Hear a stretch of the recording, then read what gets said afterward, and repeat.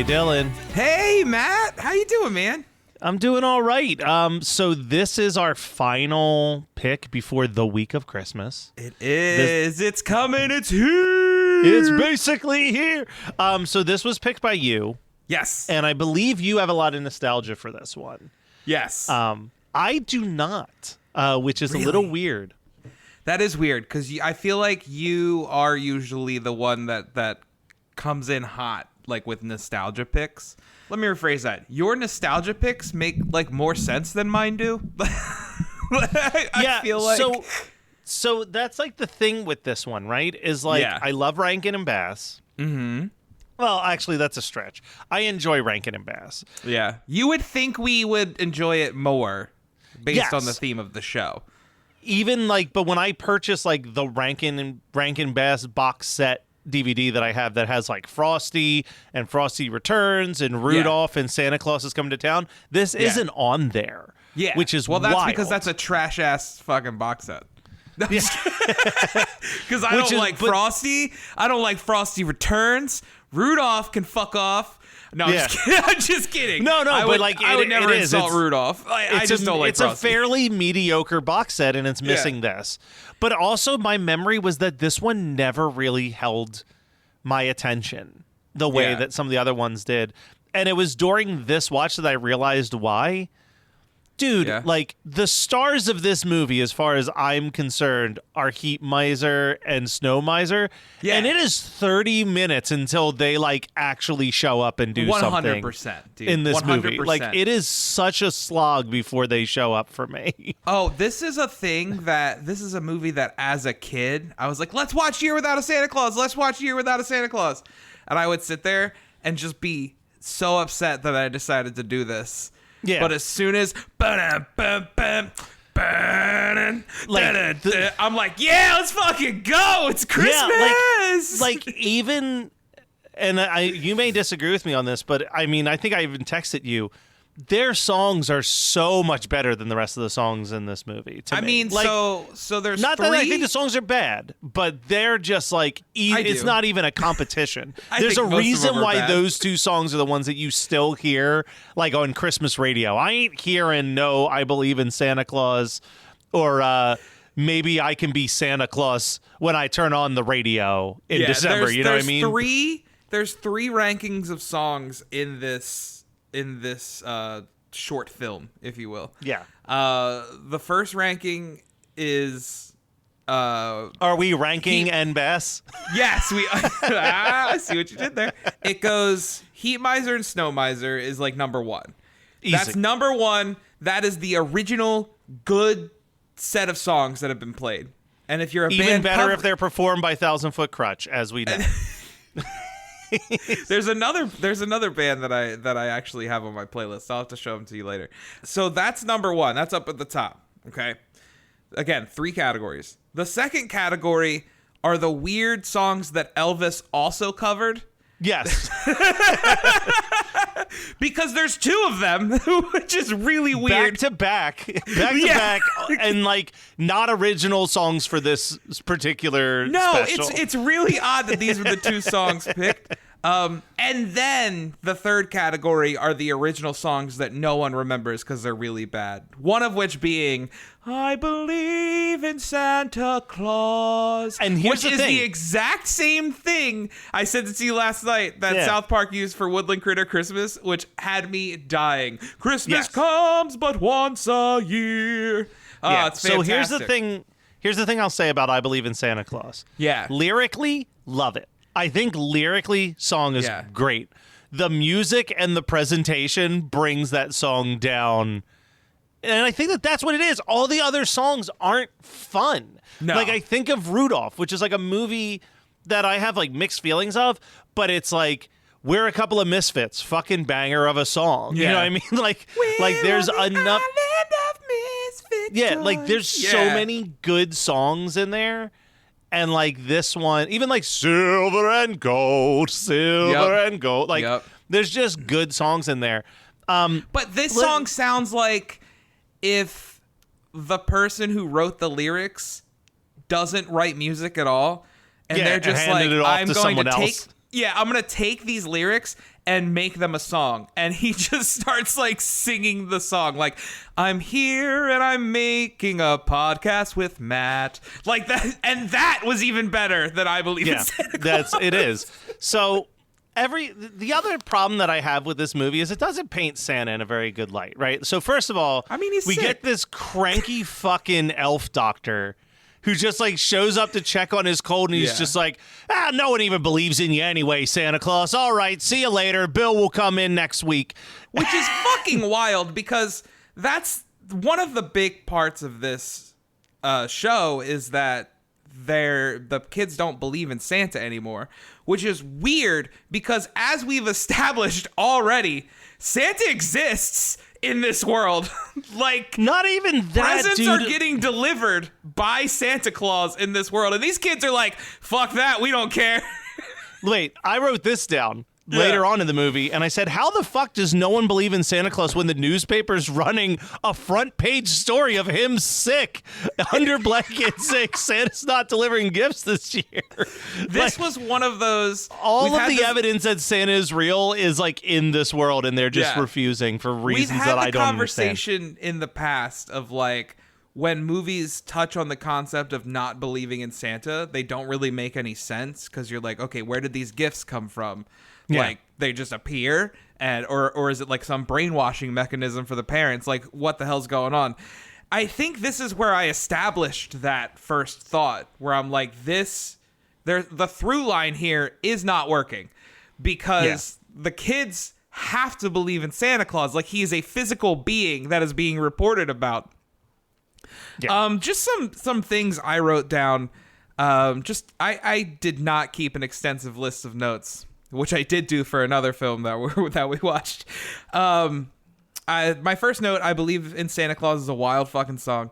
The second one... then let me go, because I've got so many notes before we even get to I Believe in Santa Claus. Oh, yeah, go for it. So let me cook for a couple seconds, because Santa's laying in there with his cold, and he says to Mrs. Claus, maybe I won't do it this year. Maybe Santa's due for a holiday.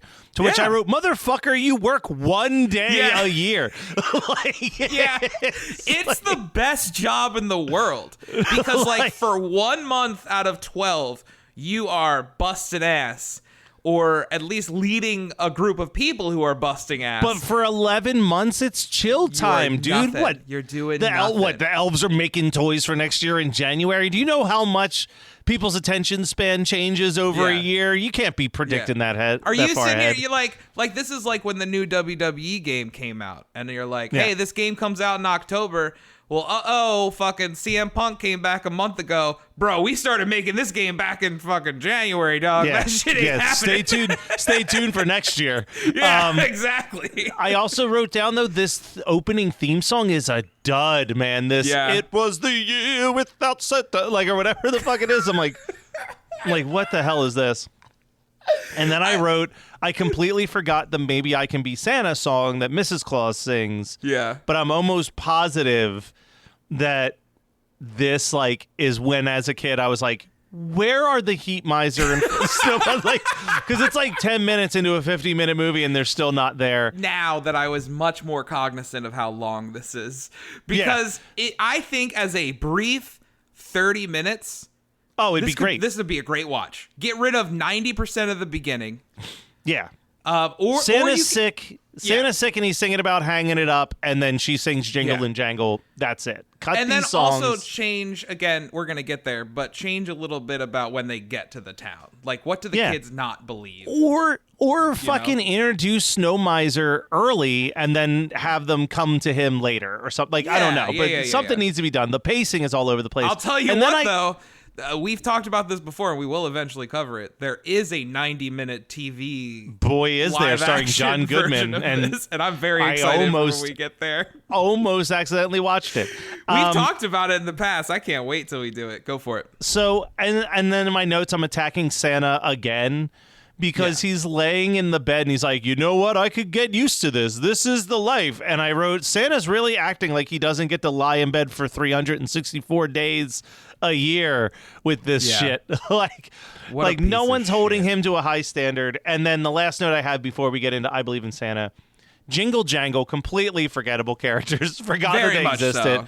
Show Very up with much so. Vixen, and like there's this weird scene where they have to dress Vixen up to look like a dog. Oh, but then Vixen's Vixen adorable. chases an old lady's cat for some reason. Like it's so strange. But I yes, will Vixen is say adorable. That as wild as the plot is, and as boring as the plot can be, there's something warm about just the style of stop motion animation that I feel like I could put this on mute in the background while I was doing something else and just find something to enjoy when I pick my head up. And there are some lines in there. I love Santa referring to Mrs. Claus as Ma. Like, I love it. I think it's absolutely adorable. I texted you that. There's stuff about it that makes me feel good inside, and it's just because I relate it to that time when I watched it as a kid, and I did find it boring as a kid. But I do just love it's just such of an era, and I don't think we'll ever get this again without it feeling hokey or as a tribute. Like, you're not going to get this specific style. But this one, I feel like there's a cheapness to this one at certain moments. And, like, there are scenes where, like, the facial expressions are so blank. Yeah. In, like, a really weird way. Like, the Iggy, I think his name is. The kid. That kid. Like, his whole family has the strangest facial expressions of, like, these big cheeks and, like, big buck teeth smiles. Yeah. And like that's like charming or whatever until like they're having a serious conversation with the mayor where like Jingle and Jangle are like trying to explain to the mayor that they're elves, and Iggy is just standing there with just this vacant expression on his face. And I think I think I forgive it more because this was one of the first ones I had seen. No, it was not. One of the first ones I had seen. That you saw. You had seen. No. I was gonna say, This is 10 years after Rudolph the Red-Nosed Reindeer. Sentence, Matt Kelly. Sorry. I'm like a guy buzzing in too soon in Jeopardy. Like, fuck you! No, it isn't. This movie sucks. This is one of the first ones I had seen, and I'll tell you what, we keep bringing them up, but I feel like Snow Miser and Heat Miser leave a very lasting impression, especially on a kid who's watching this. Because as a kid, I was like, that's the whole fucking movie. Like, I'm doing anything else while the rest of this movie's on. But again, as soon as I hear those horns go, like, I'm skanking around the room. Let's rock. Yeah.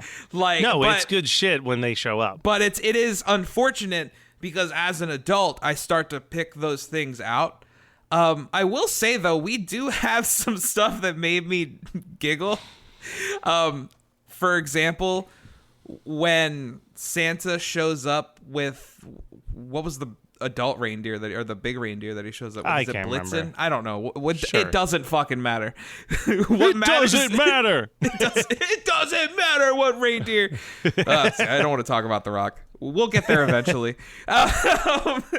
So I love when Santa jumps on his reindeer and flies off, and one of that, I think it's Mrs. Claus doing the narration, just goes, ordinarily Santa doesn't like to show off his magic reindeer, but he was in a hurry. He just rides off, and then the dad looks at the son, who is distraught because in his mind, he thinks, again, Christmas is not happening. They've got the Vixen at the pound and everything. But the dad looks at his son dead-eyed. And this made Teddy pop. She started giggling. She said, son, go tell the mayor what happened. Just tell him everything. He'll believe you. Like, why the fuck would he believe you? And he doesn't.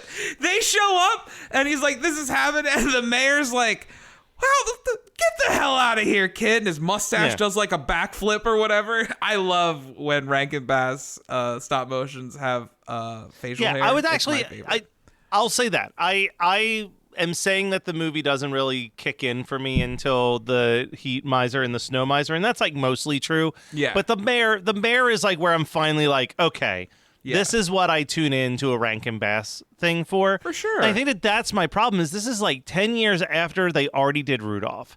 Yeah. And Rudolph, I feel like every character is so has such like vivid expressions. Even like Santa Claus is coming to town, which is a pretty lame duck. Yeah, I'm not a big thing. fan of that one.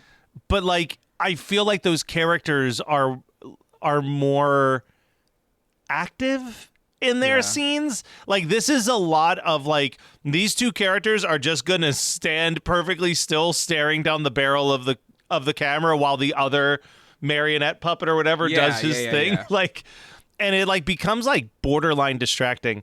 But yes, we get at long last our boys show up, Snow Miser and Heat Miser.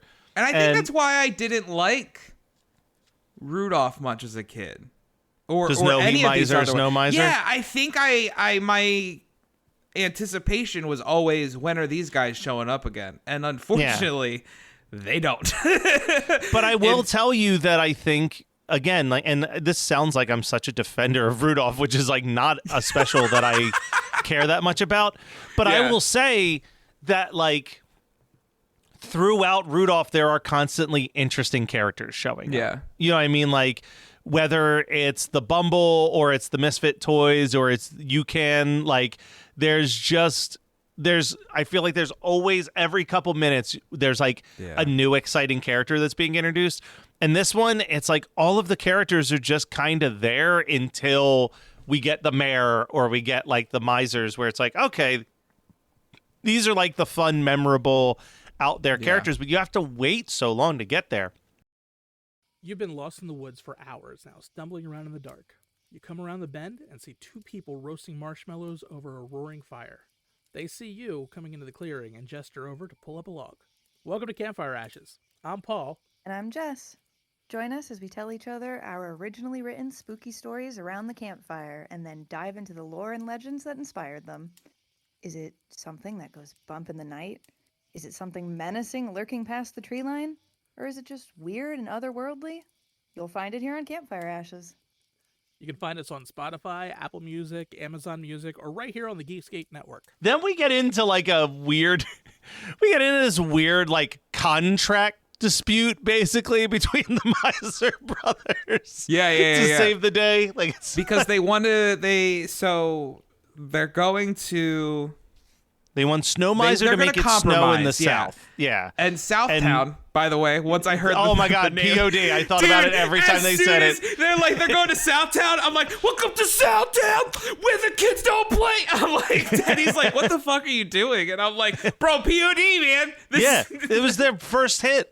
Yeah, it's a fucking banger. It's really good. It's still like song. Arguably in my mind my favorite single by them. It's not their best single, but it's probably my favorite. Oh, same. That or same. Rock the Party, man. We came here to rock this jam. I'm a big fan. Plan. I'm a big fan of the School of Hard Knocks from the Little Nicky soundtrack. Yes, from Little Nicky. Good. The School of Hard Knocks. Who's ready to rock? But welcome so basically, like they're like, make it snow in Southtown. He goes, oh, that's Heat Miser's jurisdiction. You got to get the approval from Heat Miser. So then they go to Heat Miser, and he's like, well, I could let that happen, but I'm gonna make it summer all the time in the North Pole. And then for finally, Mrs. Claus, which would murder most of the North Pole's ecosystem. Exactly. So this is when Mrs. Claus is just like, I've had it with your bullshit. I'm going to. She Karen's out basically. She's like, send me to your manager, and manager is Mother Nature. So she goes to visit Mother Nature. Yes. Who summons her stepsons or something. One is her son, one is a stepson. Yeah. And that's when she's just like, listen, snow over here is gonna let it snow in Southtown for one day, and you're allowed one day of spring at the North Pole a year. Now let's save Christmas. And even though they make all the people believe in Santa Claus and magic again, Santa's still like, oh, I don't know. But thankfully, a little girl sings Blue Christmas, and then the day is saved. Hold on. Back up a little bit. Because everybody was good with Santa taking a break. Because all the kids agreed. They were like, you know what? We'll just do Christmas for each other. It's going to be a great year. And I felt like that was a good message to end on. Yeah. Like, I thought, like, cool, we are going to give Santa this day off because I'm sure it sucks. So let's just do the presents ourselves and we'll treat it as family and stuff like that. It's going to be great. Yeah. But then we get an insert of this ungrateful little brat who can't just accept that they're going to have Christmas as a family this year. She needs Santa. And yeah, she sings a rendition of Blue Christmas. I do love when they put tears on these Rankin Bass characters. Even whenever the Rankin Bass characters come in contact with water, specifically crying or like drops of water, it just, I love it. I love the little crystallized tear that was on her eye. But she sings Blue Christmas. Santa goes, "Hey, I can't fucking sit out Christmas," and then he delivers some presents, and we get a rendition of "Here Comes Santa Claus," and that's about it, man. This kind of wraps up real quick. We get that memorable theme song again, but with a slight change of "There'll never be a year without Santa." Yeah, and then it's over, and I said, "Well, that was, I guess, worth $4 on Amazon Prime." You rented it. I bought it. I spent the extra $5 because I knew in a couple years from now I'm gonna be like, I want to sit down and watch that again. I want to talk about another one that's like my dad's favorite that I don't remember very well. Did you ever watch The Life and Adventures of Santa Claus? Man, does that name scratch an itch in my brain, but I don't think I ever did. I think I remember being advertised all the time. Is the wizard in there? Is that Santa Claus is coming to town? One of them's got a wizard. Well, there's The Wizard's Christmas from 2016, that is not what I'm thinking of. Hold on. Okay, there's the Winter Warlock in the Rankin and Bass collection. And he is from Santa Claus is Coming to Town. This guy? Maybe. This motherfucker? That's who I was picturing, but I think I was getting him confused with this guy's holding a fetus. Whoa. Yeah. No, Whoa. I'm gonna show you. I think you need to leave all this in. Please do. This guy. Oh, maybe that might be from the Life and Adventures. This is the Life and Adventures of Santa Claus, and I told you he's holding little baby. Yeah, that is baby Santa, maybe. Yeah, baby Santa, oh my God, are they trying to say that Jesus is Santa? Well, I think that's what Year Without a Santa Claus was doing. I really do think like there are religious undertones in a lot of these, which we shouldn't be shocked by. Like, we're not surprised about it, but I think it is. I really do think this is a town that there's commentary on not having Jesus in their hearts or religion stuff. Like, I have to assume. So this is interesting. So a few things. First of all, that special that you're talking about debuted when I was born in 1985. Nice. But it's based on a book by L. Frank Baum. Yeah, the Wonderful Wizard of Oz. The guy who wrote The Wonderful Wizard of Oz. So maybe that's the Wizard of Santa. Let's see. What's the... Fuck, we should have covered this back in November when we Wicked done came fucked out. Up. Yeah, we fucked up All right, guys, bad. go back in time. We're covering The Life and Adventures of Santa Claus to coincide with Wicked's release. Little peek behind the curtain. Are you trekking out to see it? Or are you gonna... Already saw it, Holmes. Did you see it? Is it good? Barb's seen it twice. That's fucking wild. So it's wild that as a theater kid, it was always a musical that kind of... I want to say I avoided it, but it like eluded me. Like it wasn't... Well... I didn't come in contact with it. I know Defying Gravity, and that's about it. I had a real confused... Do you know the storyline of Wicked? Because I didn't, actually. Oh, yeah. Like, I know an overall, like, not deep in the weeds, but I know, like, overall what it's kind of about. Teddy read the book, at least the first one. I was under the impression, this is what I thought Wicked was about. Okay. I thought it was about two sisters who have an opportunity to work with the wizard, and one gets so corrupted by evil that she turns wicked, and her other sister's like, no, please stay and be a good witch like the rest of us. Isn't that I'm pretty sure that's the plot to Oz the Great and Powerful, the James Franco movie. Probably because the plot of Wicked is the total opposite, which is that like, hey, she might look green, but this bitch is super nice. Yeah. So I was like, the whole time I'm watching, I'm like, wait, this is what Wicked's about? Like, I was so confused. I will say the thing that has prevented me from seeing it, well, there's a couple reasons. Number one, again, movies are long, man. Yeah, it's 2 hours and 40 minutes, but it moves. We are at a point where life is short. No, I'll eventually sit down and watch it. Listen, I also the felt shit like that we're gonna have to watch for January and February, you should treat yourself with a good movie with Wicked first. I know. The other thing is, I really did feel like the trailers invoked that Oz the Great and Powerful feeling to me, where I was like, okay, we're doing the same Sam Raimi Oz shit again. No, this was like, I hated that movie. Like, that is probably the worst Sam Raimi movie by far. Like, it's really, really bad. I was like fully immersed in the world. Really gross. Everything felt fake in that movie. Yes. Like, it literally felt.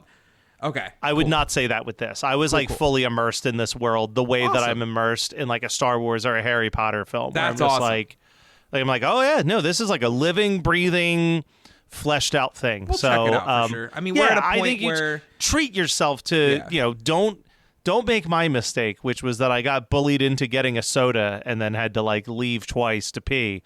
Like, just go in already, just drain all the fluids. Yeah. But I could also like pick a song and be like, I'm gonna go now because we can like listen to the soundtrack on the way home. Listen, I'll tell you, if you have to go, here's a little. This is going to be as spoiler free as possible. If you have to pee, the 8-minute long song in the library that has a lot of great dancing, perfect pee opportunity. 8 minutes? It's a really long scene. And whenever Jeff Goldblum is singing, you could probably bounce. Want to know a fun fact? Didn't know Jeff Goldblum was in this. Yep, won't say who he plays, but yeah, when Jeff Goldblum sings, he is not a singer, and you are not missing anything. I am almost certain I can guess who he plays. You mean a movie that has so many male leads? Yeah. So many roles for older gentlemen? Yeah. Yeah. Somebody that encompasses like wizardy qualities at some point in life. All right. Well, anyway, Dylan, I can't believe that next week is the week before Christmas. Merry Christmas, buddy. This year has flown by.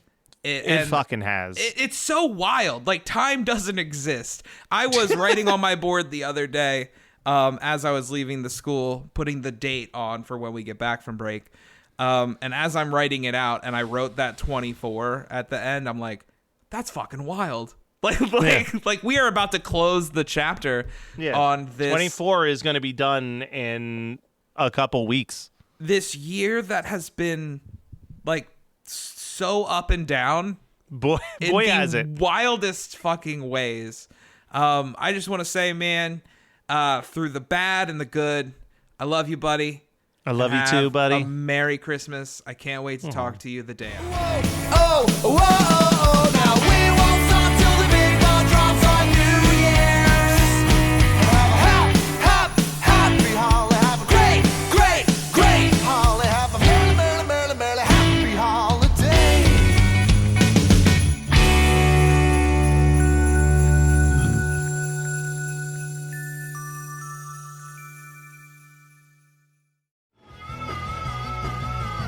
You're listening to the Geekscape Network.